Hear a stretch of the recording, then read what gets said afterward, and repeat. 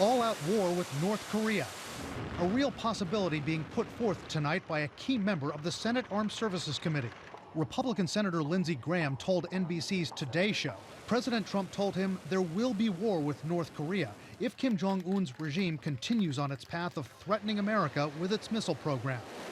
Graham says Trump discussed the possible casualties with him. If there's going to be a war to stop him, it will be over there. If thousands die, they're going to die over there. They're not going to die here. And he's told me that to my face. Graham says no one wants a war, but says the president has more of a responsibility to protect the American homeland than the region around North and South Korea. General James Spider Marks, who led U.S. military intelligence in South Korea, says Senator Graham's remarks don't help the situation. What Senator Graham is saying is that a whole host of those folks are going to die. That's a message that we do not have to remind the South Koreans of. They know that. It's unfortunate that he said it. Democratic Senator Dianne Feinstein, who's on the Intelligence Committee, told MSNBC there's more to the danger than Senator Graham seems to realize. My reaction is that Lindsey Graham should get a classified briefing like the ones I have had and sit down with Secretary Mattis, which I have done.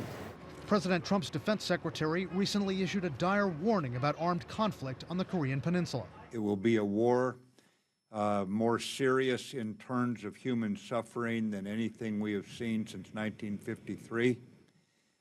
It will involve the massive shelling of an ally's capital, which is one of the most densely packed cities on Earth.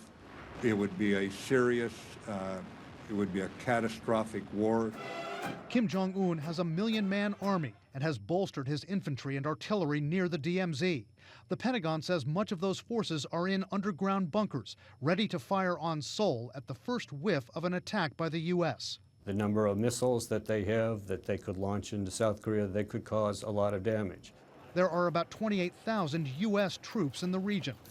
Experts say the U.S. and South Korea would win that war, but some studies project tens of thousands of people killed in the first couple of days. It would be a very nasty fight.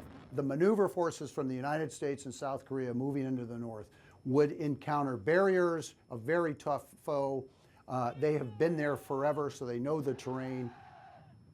The Pentagon is not commenting tonight at all on Senator Graham's remarks. A White House official would not comment directly on what Senator Graham said, but told us the president often consults with members of Congress for their input and said the president is committed to using economic and diplomatic means to get North Korea to change course. Now, on the criticism that Senator Graham is receiving, an aide to Graham told us it is worth pointing out that General James Marks, who we interviewed for this story, was a supporter of Hillary Clinton during the campaign, which General Marks says is irrelevant.